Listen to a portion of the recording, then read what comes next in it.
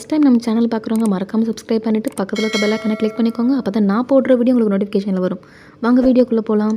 இன்றைக்கி வீடியோ என்னென்னு பார்த்தீங்கன்னா, இந்த பனி காலத்தில் ரொம்ப சளி பிடிச்சிருக்கும். அதுக்கு ஒரு ரசம் வைக்க போகிறோம். அதுக்கு கொஞ்சமாக புளி எடுத்துக்கிறேன், ஒரு ஸ்மால் சைஸ் புளி. அதை தண்ணியில் ஊற வச்சுக்கிறேன். இது கூட கல்லுப்பு சேர்த்துக்கிறேன்.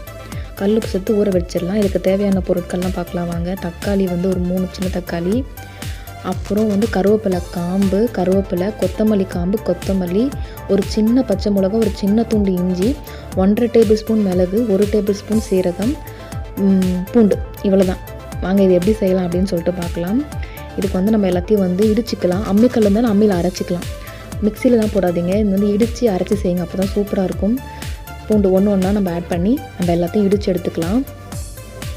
தக்காளியை தனியாக எடுத்து வச்சலாம். தக்காளி கரைக்கணும். அடுத்தது பச்சை மிளகா, இஞ்சி, மிளகு 1½ டேபிள் ஸ்பூன் எடுத்துக்கோங்க, 1 டேபிள் ஸ்பூன் சீரகம் எடுத்துக்கோங்க.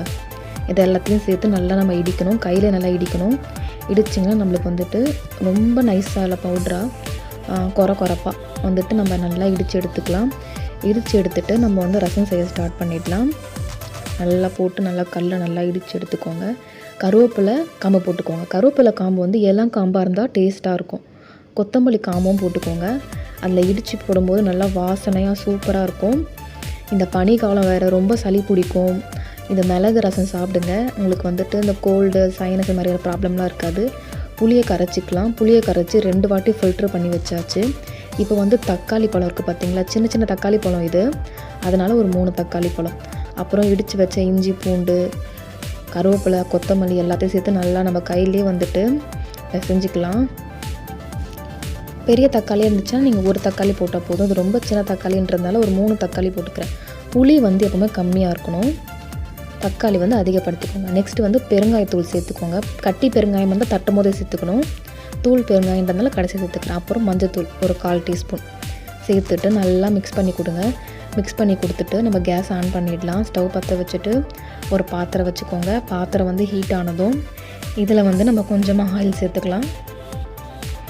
நல்லெண்ணெய் கூட சேர்த்துக்கலாம். நான் normal cooking oil, refined oil இருக்குது பார்த்தீங்களா, அது ஒரு 2 டேபிள் ஸ்பூன் சேர்த்துக்கிறேன். எண்ணெய் காஞ்சதும் கடுகு உளுந்து சேர்த்துக்கோங்க. கடுகு உளுந்து நல்லா நம்மளுக்கு வெடித்து வரணும். வெடித்து வந்த பேருக்கு நம்ம காஞ்ச மிளகா இருக்குது பார்த்தீங்களா, 2 சேர்த்துக்கலாம். பச்சை மிளகா தட்டி போட்டிருக்கோம். காஞ்ச மிளகா 2 கிள்ளி போட்டுக்கலாம். நம்மளுக்கு வெடிச்சிடுச்சு. இப்போ புளி கரைசல் இருக்குது பார்த்தீங்களா, அதை தூக்கி ஊற்றிட்டு உங்களுக்கு எவ்வளோ தண்ணி வேணுமோ தண்ணி சேர்த்துக்கோங்க. தண்ணி சேர்த்துட்டு இந்த டைமில் உப்பு காரெல்லாம் செக் பண்ணிக்கோங்க. உப்பு கம்மியாக இருந்தால் உப்பு சேர்த்துக்கோங்க. காரம் கம்மியாக இருந்தால் காஞ்ச மிளகாய் கிள்ளி போட்டுக்கோங்க. ரசம் நுர கட்டி வரணும். கொதிக்கிறதுக்கு முன்னாடி அந்த ஸ்டேஜில் தான் ஆஃப் பண்ணணும். அப்போ தான் ரசம் சூப்பராக டேஸ்ட்டாக இருக்கும். ரசம் கொதிக்கக்கூடாது, நல்லா இருக்காது. கொதிக்கிறதுக்கு முன்னாடி ஆஃப் பண்ணிட்டிங்கன்னா நம்ம ரசம் ரெடி ஆகிடுச்சு. தேங்க்யூ ஸோ மச் ஃபார் வாட்சிங். நெக்ஸ்ட் வீடியோவில் பார்க்கலாம். பாய்.